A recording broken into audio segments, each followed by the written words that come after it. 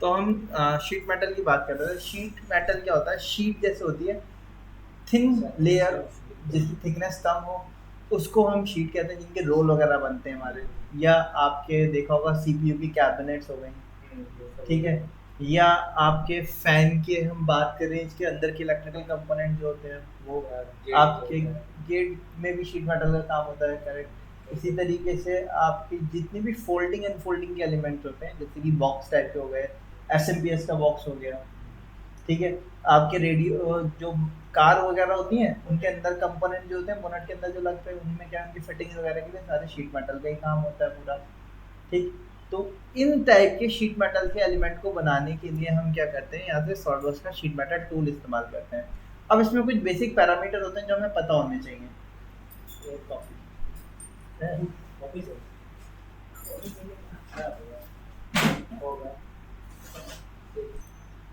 तो जब हम बात कर रहे थे शीट मेटल के बेसिक पैरामीटर क्या पता होने चाहिए, सबसे पहला हमारा होता है शीट की थिकनेस, उसको हम कहते हैं टी,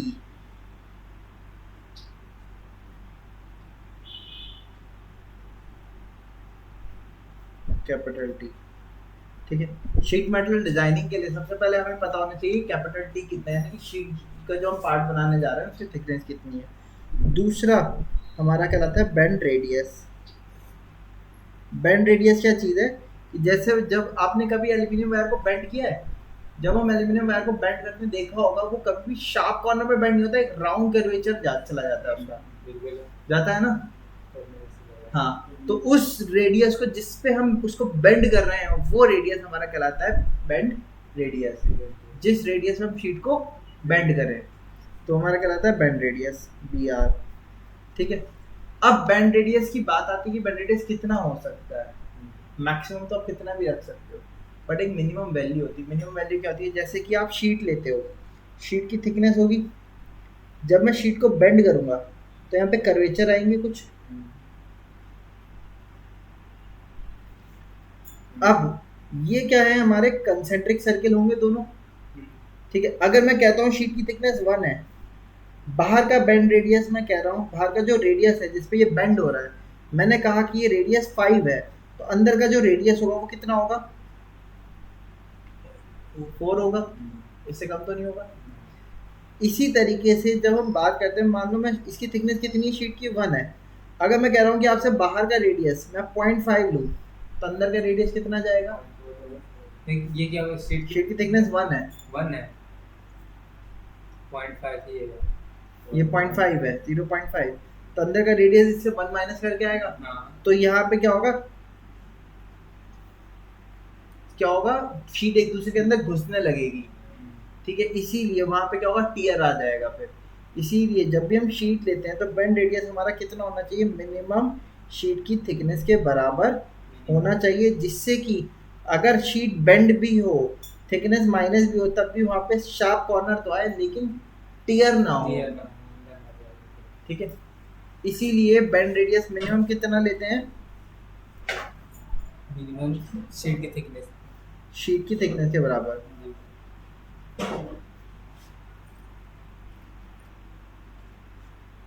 ठीक है।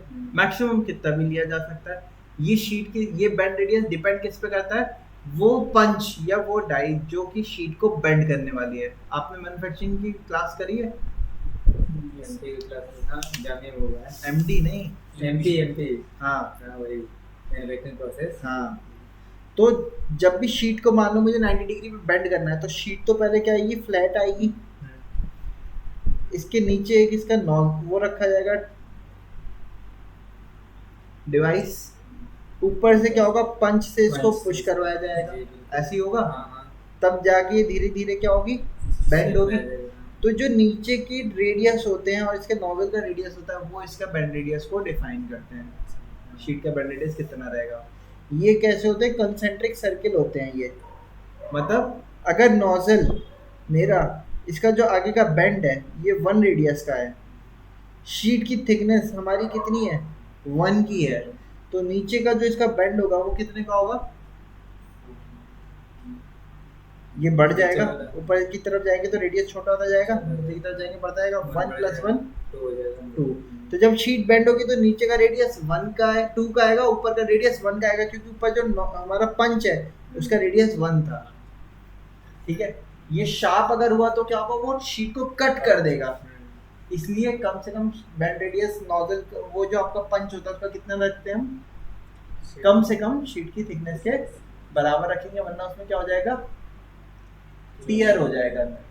टीयर हो जाएगा तो आपने देखा होगा, जैसे ये कूलर होते हैं हमारे शीट वाले, उसके कूलर में देखा होगा कॉर्नर पे क्या होता है, कॉर्नर से लीक करना चालू कर देते हैं वो कई बार।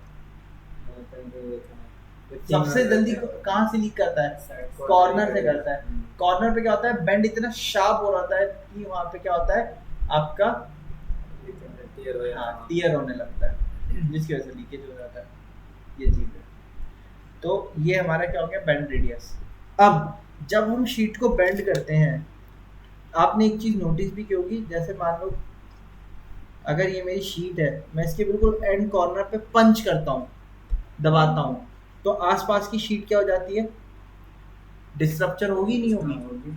अब वो कितना बढ़ रही है या कितना घट रही है, इसके लिए हम शीट के साइजिंग को सेटअप करने के लिए हमारे पास में 3 चीज़ें होती हैं। पहला होता है के फैक्टर,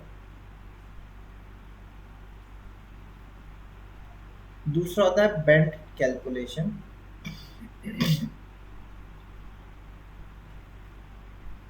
दूसरा होता है बेंड टेबल या आपकी गॉस टेबल। इन 3 चीज़ों से आप उसको कैलकुलेट कर सकते हो। जैसे कि शीट मेरी बेंड होगी, जब बेंड होगी तो मान लो इसकी शीट की लेंथ है LA, ऊपर की लेंथ है LB। ठीक है, अब जब ये बेंड होगी तो नीचे वाले सरफेस पे क्या होगा, टेंसाइल फोर्स लगेगी, तो वहाँ क्या होगा, इलांगेशन होगा। ऊपर की तरफ कंप्रेसिव फोर्स लगेगी, श्रिंकेज होगा। तो ये इसकी जो टोटल लेंथ होगी वो कैसे पता चलेगी, मुझे क्या करना पड़ेगा, इसके साथ इसको एडअप करने के लिए मुझे बेंडिंग अलाउंसेस को ऐड करना होगा। ये हमारे कहलाते हैं बेंडिंग अलाउंसेस। बेंडिंग अलाउंसेस क्या होगा, कितना खींचेगा या कितना कंप्रेस होगा, वो चीज़ बताने के लिए हमें क्या बताने पड़ते हैं, बेंडिंग अलाउंसेस बताने पड़ते हैं। जनरली के फैक्टर से लेते हैं, ठीक है, लेकिन कंपनीज में कई बार एक्सटर्नल एक्सपेरिमेंट की हेल्प से कैलकुलेट किया जाता है कि किस डिग्री पे कितना शीट कौन से मटेरियल की है, कितने डिग्री पे है, कितनी थिकनेस की है, वो कितना बेंड होगी, तो उस पर कितने एक्चुअल रिडक्शन होगा या इंक्रीमेंट होगा, वो कैलकुलेशन का काम पूरा होता है। उसकी टेबल बनाई भी रहती है, हम उस टेबल से वैल्यू ले सकते हैं। लेकिन ज़्यादातर काम जो इंडस्ट्री में रहता है वो किससे चलता है, फिर के फैक्टर से चलता है। के फैक्टर कैसे लेते हैं, के फैक्टर लेते हैं, के फैक्टर क्या चीज़ हो गई, जैसे कोई शीट है हमारी, ये शीट नॉर्मल है हमारी, मान लो इसको मैं बेंड कर रहा हूँ, तो जब शीट बेंड होगी हमारी, ठीक, इसके ऊपर एक रेडियस है बेंड BR जिस पे बेंड हो रही है। अब नीचे की तरफ कौन सी फोर्स लगेगी, टेंसाइल, ऊपर की तरफ कौन सी फोर्स लगेगी, कंप्रेसिव। अब इन दोनों के बीच में एक ऐसी एक्सेस आती है, उसको हम क्या कहते हैं, सेंट्रल एक्सेस या न्यूट्रल एक्सेस।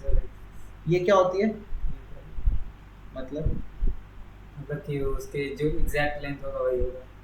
हाँ, उस पे ना ही टेंसाइल फोर्स एक्ट कर रही है ना ही कंप्रेसिव फोर्स एक्ट कर रही है, जिसकी वजह से उसकी लेंथ कांस्टेंट है। अब इसकी लेंथ कांस्टेंट है क्योंकि, तो इसमें कोई चेंजेस नहीं हो रहा है। टोटल शीट की थिकनेस हमने कहा था कैपिटल T है, करेक्ट। अब न्यूट्रल एक्सेस से जो इसके ऊपर की थिकनेस बचती है, न्यूट्रल एक्सेस से ऊपर की जो थिकनेस बचती है उसको हम कहते हैं स्मॉल t, ठीक। तो के फैक्टर जो होता है वो हमारा होता है small t upon capital T, जो कि हमेशा किससे लेस होगा, 1 से। कभी हो ही नहीं सकता कि न्यूट्रल एक्सेस पूरा 1 से बड़ा हो, थिकनेस शीट की थिकनेस से बड़ा हो जाए, हो सकता है क्या, टीयर हो जाएगा ना, हो ही नहीं सकता, ठीक है। तो इसके जो फैक्टर होते हैं फॉर मेटल्स 0.4 से 0.45 रहते हैं। सॉफ्ट मेटल, सॉफ्ट मेटल कैसे हो गए आपके, कौन कौन से होते हैं सॉफ्ट मेटल,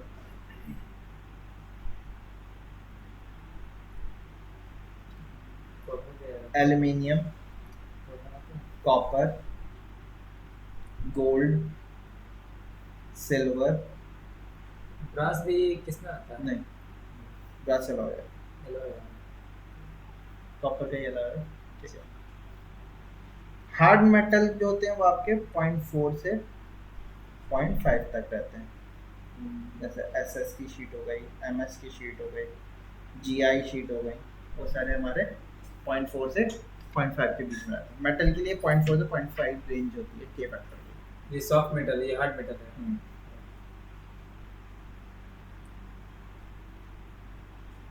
सर ये जो बताया ये तो सर इक्वल टू 1 भी तो हो सकता है। कैसे होगा? शीट के ये बेंड न्यूट्रल एक्सिस बिल्कुल नीचे चला गया,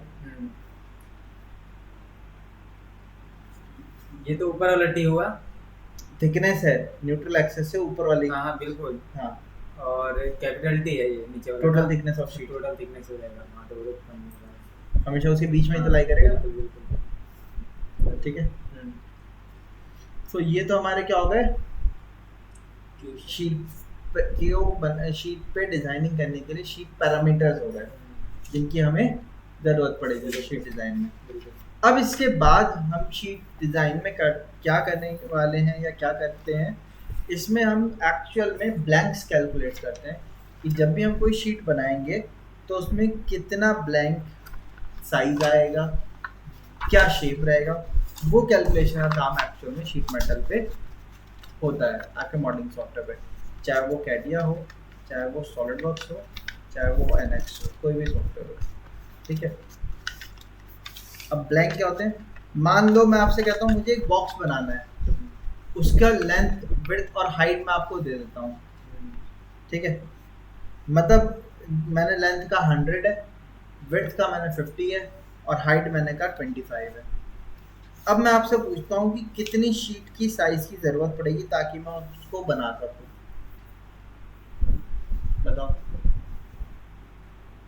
तो उसका एरिया देखना ना, वॉल्यूम, मतलब ब्लैंक स्पेस कहना चाह रहे, पूछना चाह रहे हैं आप क्या चीज? दर्जी के पास गए हो कभी कपड़े सिलवाने? दर्जी क्या करता है, वो फाइनल बता देगा कि इतना, मतलब कि आपका जरूरत पड़ेगा पैंट एरिया बताता है ना, बिल्कुल। हाँ। इतने बाई इतने का कपड़ा खरीद लो। हाँ। मैं चाहता हूँ मुझे वो बॉक्स बनाने के लिए कितनी शीट लगेगी उसका एरिया बता दो मुझे, ताकि मैं वो शीट खरीद लूँ उतनी ले जाके। बताओ। एक तो उसमें से थिकनेस तो होनी चाहिए ना, एक मुझे मान लो ये कॉपी है, इसको रखने के लिए एक बॉक्स चाहिए इसी के साइज का। ठीक, तो बॉक्स कितने का बनाना है, मैंने आपको साइज भी बता दिया, साइज कितने का है। एक बॉक्स है मेरे पास, मान लो ये क्यूबॉइड शेप है, 100 इसकी लेंथ है, 50 इसकी विड्थ है, सॉरी 25 इसकी हाइट है एंड 50 इसकी विड्थ है। ठीक, ऊपर से हॉलो बॉक्स है, हॉलो का तभी तो जाएगा एलिमेंट दूसरा उसके अंदर। इस बॉक्स को बनाने के लिए क्या किस साइज की शीट की जरूरत पड़ेगी, मैं ये पूछ रहा हूँ आपसे। सर तो इसके एरिया की जरूरत पड़ेगी, इसे ओपन कर देंगे। बताओ कितना लगेगा वो बताओ।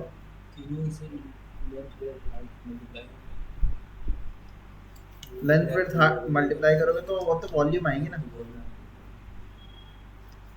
कपड़ा खरीदना है तो वॉल्यूम में खरीदते हो, एरिया में खरीदते हो? 50 गुना 100, ये हो गया। एक ये खुलेगा तो ये भी इसमें प्लस करेंगे 100 इंटू 25, फिर प्लस करेंगे इसको 2 से इंटू कर देंगे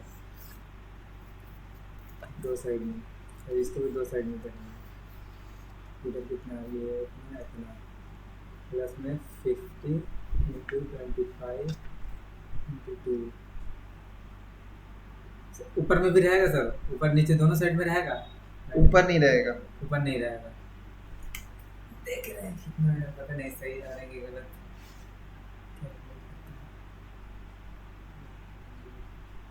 मुझे 50 कितना हो गया, 5000 प्लस में 25 से गुने 2 कितना होता है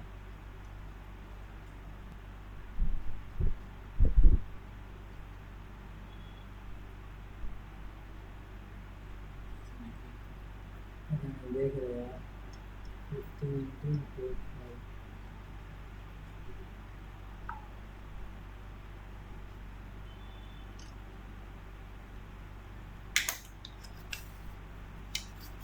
Nice.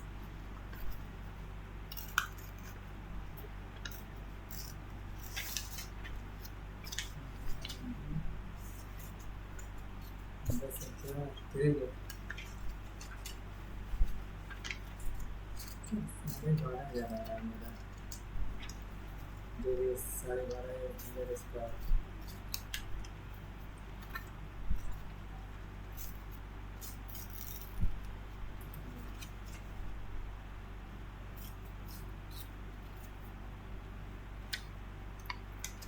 ये 12,500 हो रहा है, गलत गलत हो रहा है क्या? अच्छा ये बताओ कितने लेंथ और कितने विड्थ की शीट लेके आऊँ मैं कि ये बना लूँ?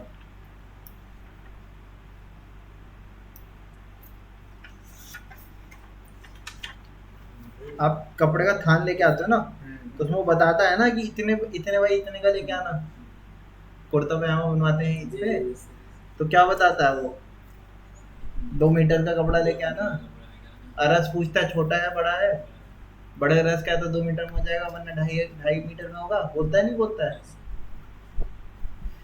ये बॉक्स का साइज निकालने के लिए आपको क्या करना पड़ेगा? मैं साइज निकालने के लिए बॉक्स के कितने फेसेस हैं, एक क्यूबॉइड के कितने फेस होते हैं टोटल? 6 होते हैं। ऊपर से तो खोखला है, तो कितने बचे? 1 2 3 4 और एक नीचे वाला 5। ये बॉक्स शेप है, ठीक। इसको आपको क्या करना है, सोचो, खोल दिया मैंने, ठीक। अब इसका साइज क्या था? ये तो 50 था, ये 100 था, और हाइट कितनी थी? 25। हाइट इधर भी आएगी 25, इधर भी आएगी 25, और इधर भी जाएगी 25। तो इसका साइज निकालने के लिए मुझे क्या करना होगा? मैंने इसको जब खोला तो आप देखो 100 ये हो गया, 25 ऊपर है, 25 नीचे है, तो टोटल लेंथ कितनी हो गई? 100 प्लस 25 कितना हो गया? 150 इंटू 50 इधर है, 25 प्लस 25 कितना हो गया? 50, 50 प्लस 50 100। तो कितनी लेंथ आ गई? एरिया कितना हो गया?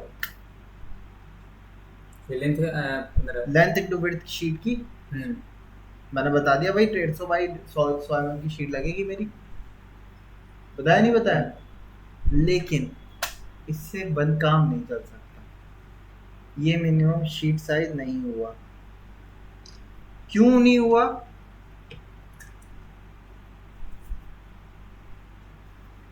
क्योंकि जब ये बेंड होगा तो इसमें क्या आएगा? बेंड रेडियस आएगा, इसकी शीट की थिकनेस भी आएगी। अब मैंने इसको 1500 बाई 100 का ले लिया, जब ये ऊपर उठ के आएगा, ठीक। अब मैंने आपसे कहा था कि अंदर की लेंथ 100 की रखूंगा अगर मैं, है ना? जब ये शीट बेंड होके आएगी, अब बाहर की लेंथ अगर 100 है, तो 1-1 mm की शीट की थिकनेस भी तो इसके दोनों तरफ से क्या होगी? माइनस होगी या नहीं होगी? तो माइनस होने के बाद कितना बचेगा फिर? ये 2 mm चला गया। तो अंदर की क्लियरेंस कितने की मिली मुझे? 98 की। टोटल लेंथ 100 ली थी ना मैंने। ये अगर मेरा एक्सट्रीम लेंथ की हिसाब से मैंने निकाला, तो अंदर लेंथ कितनी मिल रही है मुझे? 98। और यहाँ पे इधर से भी दोनों तरफ से खड़े हो गए, तो 50 की जगह कितने मिलेगी? 48।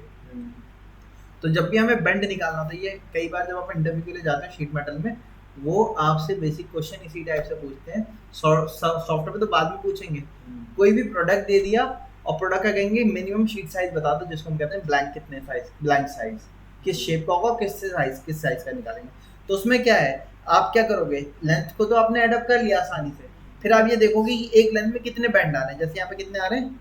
2 बैंड आ रहे हैं, तो दोनों तरफ शीट की थिकनेस ऐड होगी, तो length plus number of bends plus वो सब number of bend into thickness of sheet, ये ऐड अप होगी नहीं होगी? अब मैंने आपसे कहा था कि भाई इसका कॉपी का साइज 100 बाई 50 है, हाइट 25 की है, इसके लिए बॉक्स बनाना है।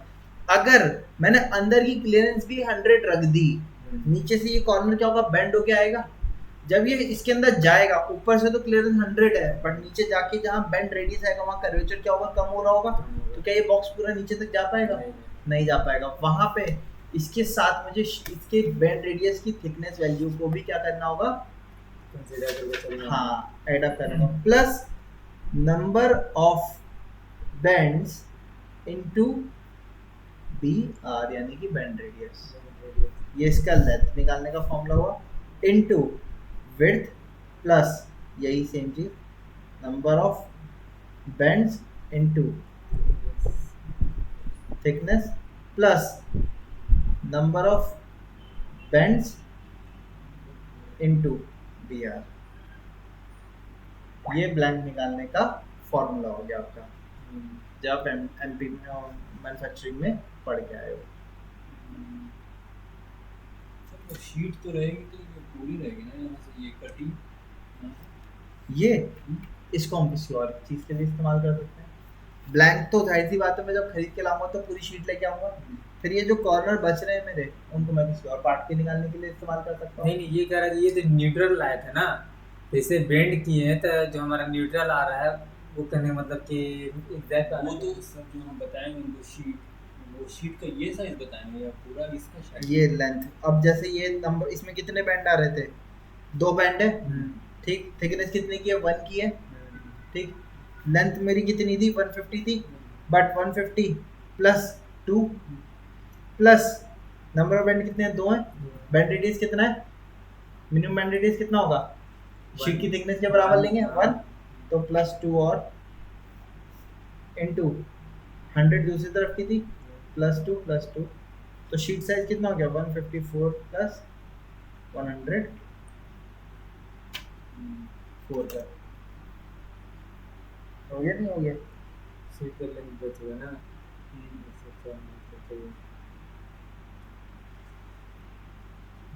अगर 2 जगह ऐड हो रहे हैं, क्योंकि बॉक्स जब बेंड होके आएगा वो ऐसे आएगा ना, हाँ समझ रहे हैं। मुझे अंदर की क्लियरेंस 100 की चाहिए, तो ये 100 की होगी, तो इसमें शीट की थिकनेस भी आएगी और ये वाला बैंड रेडियस वाली वैल्यू भी आएगी, ठीक है। तो लगभग कितना है, 4 बढ़ गए। अगर 2 जगह मेरे बेंडिंग है तो 2 2 4 बढ़ा है ना, 4 दोनों में ऐड हो गया, ठीक है। इस तरीके से क्या निकालते हैं हम, शीट की ब्लैंक, वही जो भी है। ठीक है। अब ये काम मैनुअल करने में सिंपल कंपोनेंट था तब भी टाइम लग गया, अभी तो स्टार्टिंग है, लेकिन जब कॉम्प्लेक्स कंपोनेंट आ जाते हैं तो वहाँ पे कोई भी नहीं निकाल सकता, इसीलिए सॉल्डवर्क्स जैसे सॉफ्टवेयर का इस्तेमाल किया जाता है कि उसमें हम पार्ट जब बनाएंगे तो वो अपने आप उसको क्या करेगा, ब्लैंक में बाद में उसको कन्वर्ट कर लेंगे। तो आज हम कुछ नहीं कर रहे हैं, सिंपल एक शीट मेटल में बॉक्स बनाएंगे, कल से शीट मेटल के प्रोजेक्ट स्टार्ट करेंगे, ठीक है। आज मैंने आपकी थ्योरी क्लास ही ली है इसलिए। तो हम कंसीडर करते हैं शीट मेटल की थिकनेस लेके चल रहे हैं हम 1, बैंड रेडियस लेके चल रहे हैं 1, ठीक, और आपका के फैक्टर लेके चल रहा हूं मैं 0.5 हार्ड मेटल के लिए। न्यू पे गए, ओके किया। शीट मेटल के लिए यहाँ पे आपको राइट क्लिक करके शीट मेटल वाले टैब को ऑन करना होगा, ये ऑन हो जाएगा, इस तरीके से आ जाएगा। अब मुझे वही बनाना है, जैसे यहाँ पे एक बॉक्स बनाना था, तो मैंने क्या किया, टॉप व्यू पे गया, स्केच पे, यहाँ पे अब आपको साइज को एक्स्ट्रा इंक्लूड करके बनाने की जरूरत नहीं है। आप क्या करोगे, जिस साइज का चाहिए था, जैसे क्या चाहिए था मुझे 100 का चाहिए था, लेंथ चाहिए थी कितनी, 100 दे दी मैंने, विड्थ कितनी चाहिए थी मुझे, 50 दे दी मैंने, और स्केच से कर दिया एग्जिट। इतना करने के बाद यहाँ शीट मेटल पे मैं गया, यहाँ पे आपको मिल रहा है बेस फ्लैंज टैब मिल रहा है, आप इस पर क्लिक कर दो, ये हमारी शीट में कन्वर्जन स्टार्ट हो जाएगा। शीट में जब कन्वर्ट हो रहा है, यहाँ पे शीट मेटल पैरामीटर आ रहा है, या तो आप अभी डिफाइन कर दो या बाद में भी कर सकते हो, ज़्यादा बेटर रहेगा अभी डिफाइन करके। चलो, शीट की थिकनेस मैंने बताई कितना लेके चल रहे हैं हम, 1, के फैक्टर कितना लेके चल रहे हैं हम, 0.5। अगर आपको कोई और वैल्यू देनी हो तो आप यहाँ पे क्लिक कर सकते हो, देखो bending alliances, bend deduction, bend table, bend calculation, के फैक्टर ही होता है। जिस कंपनी की अपनी टेबल होगी आप यहाँ से टेबल पे जाके उसको सेलेक्ट कर, कंपनी में जैसे कि ऐसा तो नहीं है किसी और फैक्टर पे कहेगा इस फैक्टर पे बनाइए, वैसे वो बताएगा सीनियर। अगर नहीं बता रहा है तो आप उससे शीट पूछ लो किसकी है। अगर हार्ड मेटल है तो 0.5 ले लो, सॉफ्ट मेटल है तो 0.45 ले लो। ठीक है, बहुत माइनर सा वेरिएशन आएगा। रिलीफ अभी के लिए मैं टीयर रखता हूँ, कुछ नहीं किया मैंने, ये चीज़ हम बाद में डिस्कस करेंगे। इतना करने के बाद मैंने क्या कर दिया, ओके शीट तैयार हो गई। अब मुझे क्या करना है, शीट प्लैंक तैयार हो गया है, साइड से क्या करना है, ऊपर उठानी है। तो ऊपर उठाने के लिए यहाँ पे ऑप्शन होता है हमारे पास एज फ्लेंज।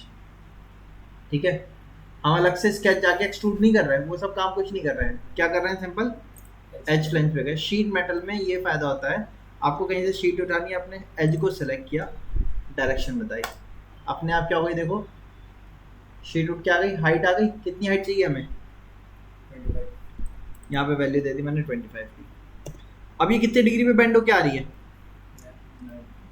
आपको जितनी डिग्री पे चाहिए वो यहाँ से आप डिग्री बता सकते हो। फिलहाल तो हमें 90 पे चाहिए।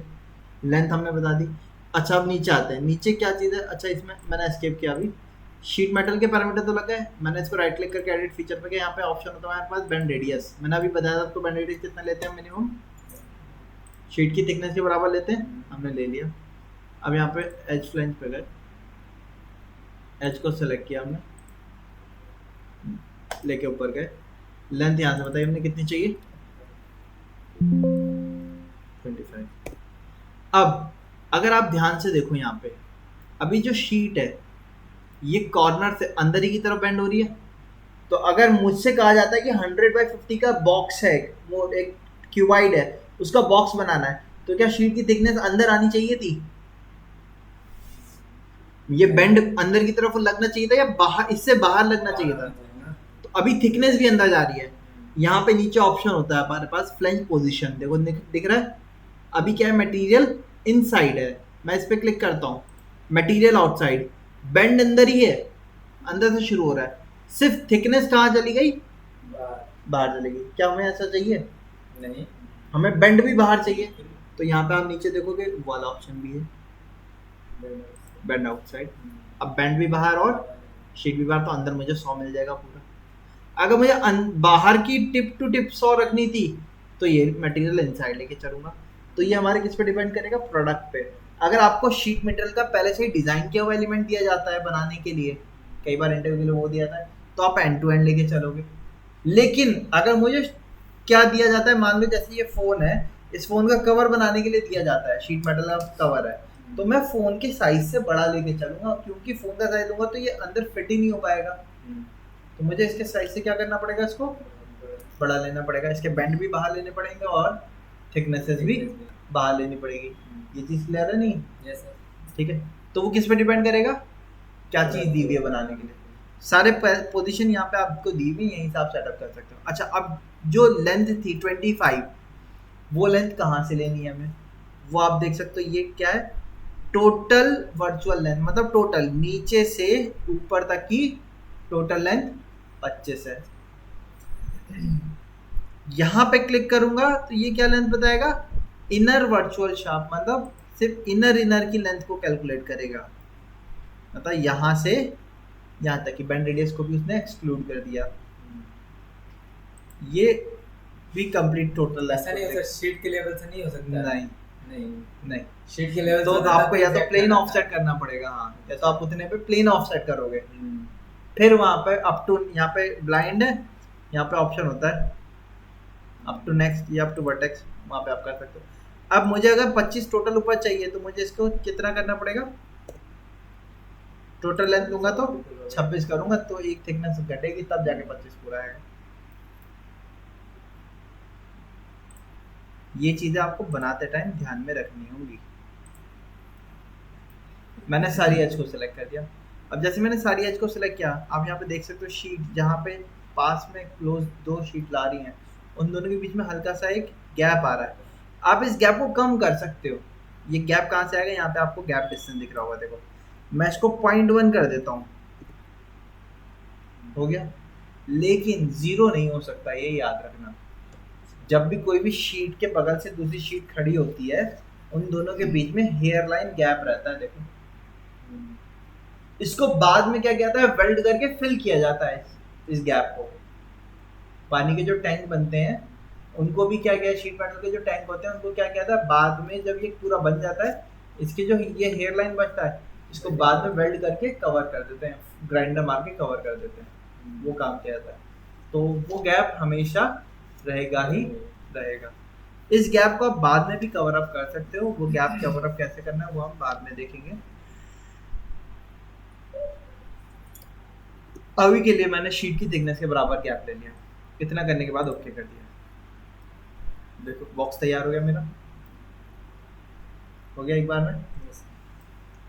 अब इसमें ऑप्शन होता है फोल्ड अनफोल्ड का, ठीक, इसी के नीचे एक ऑप्शन होता है फ्लैटन का।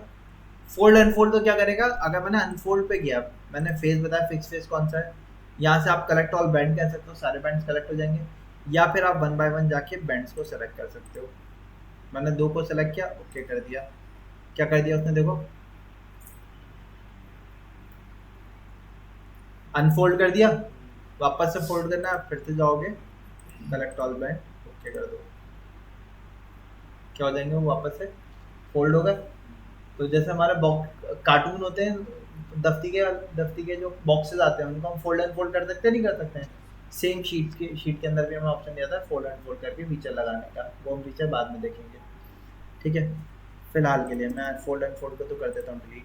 हम शीट मेटल में काम क्यों कर रहे थे, वो इसलिए कर रहे थे ताकि मैं ब्लैंक बता सकूँ। तो ब्लैंक के लिए यहाँ पे ऑप्शन होता है फ्लैटन का, आप फ्लैटन पे क्लिक करो, ये आपको देखो ये आपका रेक्टेंगल आ गया शीट आउटर वाला, ये इसकी बाउंड्री आ गई, ये जो अंदर डॉटेड लाइन आ रही है ये आपकी बेंडिंग की एक्सेस है, किस एक्सेस के अबाउट बेंड करना है। तो क्योंकि मुझे मैन्युफैक्चरिंग करवाने के लिए जो बैंड ऑपरेटर है, बैंड मशीन ऑपरेटर, उसको शीट में लिख के देना पड़ता है कि शीट को कहाँ बैंड करना है और कितने डिग्री का और कितने बैंड रेडियस में बैंड करना है, वो सारे पैरामीटर मुझे बताने पड़ते हैं। तो उसके लिए फ्लैटन करके हम ये कन्वर्ट कर लेते हैं। इसी को आप क्या कर सकते हो, कैड में एक्सपोर्ट करते हो। वो कैसे करेंगे, इसको एक्सपेंड किया, यहाँ पे फ्लैट पैटर्न आ रहा है, यहाँ पे ऑप्शन होता है एक्सपोर्ट टू DXF या DWG, आप इसको डेस्कटॉप पर ले जाके एक्सपोर्ट कर दो।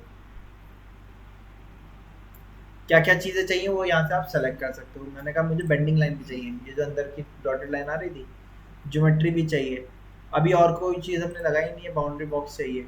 मैं इतना करने के बाद इसको कर देता हूँ ओके। मतलब सर जहाँ भी शीट मेटल वर्क होगा वहाँ ऑटोकैड जरूरी है। हाँ हाँ? हाँ,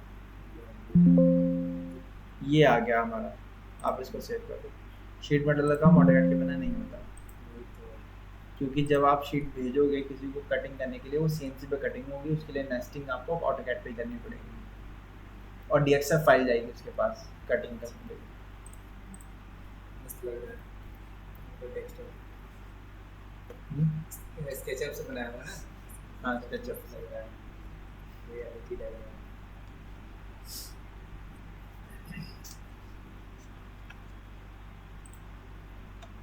सर पाइपलाइन डिजाइनिंग ज़्यादा सही है, हम लोग ये सब डिजाइनिंग से ले ज़्यादा है। अब आप इसमें काम कर रहे हो तो आप इसमें एक्सपीरियंस काउंट कर रहे हैं, पाइपलाइन में आपका एज अ फ्रेशर ही काउंट होगा। ये चीज़ है, बेहतर कौन होता था? दोनों ही अच्छी। पाइपलाइन में आपको काम करने के लिए जाना पड़ेगा, देखो है ना? ठीक है, वो क्या होते हैं, रिमोट एरियाज होते हैं काम करने के लिए। इसमें क्या है, आप अपने यहाँ दिल्ली में बैठ के काम कर रहे हो आराम से, ये चीज़ है। दोनों ही अच्छे हैं, उसमें पैसा ज़्यादा है थोड़ा इसके कंपैरेटिवली, लेकिन मेहनत भी ज़्यादा है और एनवायरनमेंट से कट ऑफ भी है, देखो ये चीज़ भी है। क्योंकि पाइपिंग ऐसा तो है नहीं कि आप दिल्ली में बैठ के सोच रहे हो काम करोगे, दिल्ली में प्रोजेक्ट ही नहीं होंगे, रिमोट एरियाज में प्रोजेक्ट होते हैं पाइपिंग के। कहाँ डेस्कटॉप पे सेव कीजिए? हाँ वीडियो चल रही है।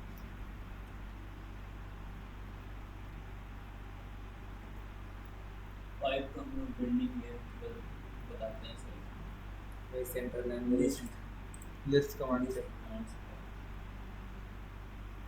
किस नाम से सेव किया था हमने?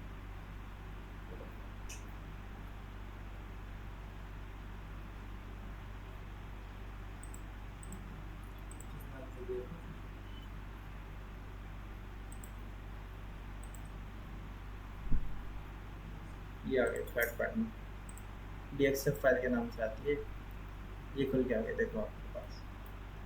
ठीक है, अब इसका साइज में चेक कर लेता हूँ। DLI एंटर किया, यहाँ तक देखो साइज क्या आ रहा है इसका।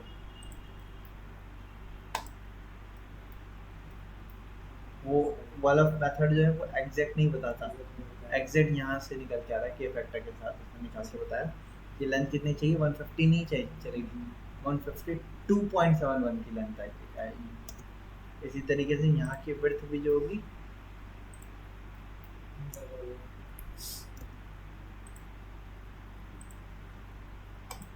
102.71, ठीक है। ये 0.71 तो दोनों तरफ की क्या हो गई, थिकनेस हो गई।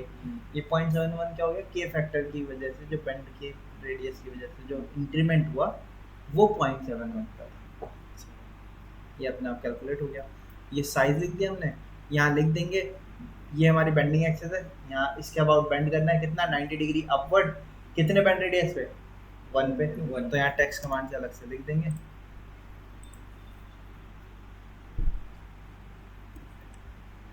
बेंड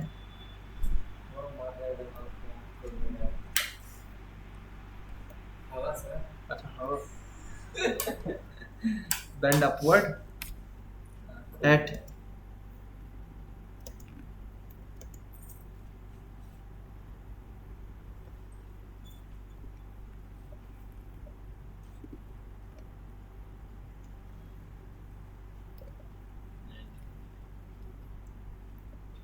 नाइन्टी डिग्री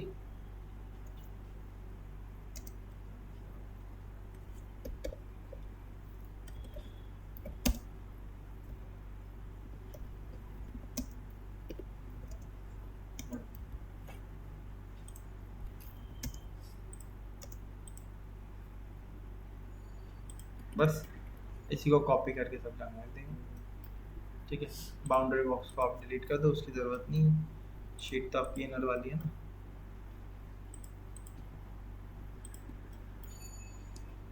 ठीक है, यहाँ पे साइज दिखा दिया आपने।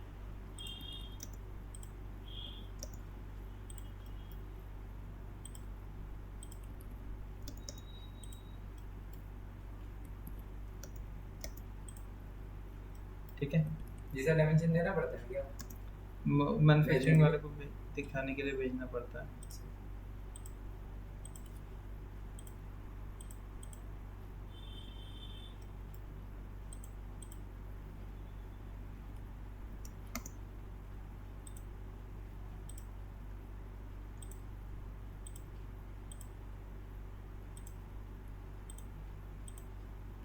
ठीक है, बस इस तरीके से हम अपने शीट को बाद में कन्वर्ट करते हैं। ठीक है, आज इतने रखते हैं।